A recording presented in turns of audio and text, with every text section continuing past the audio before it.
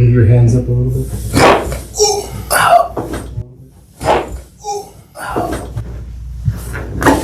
In through the nose, out through the mouth. Yeah, that was the best one.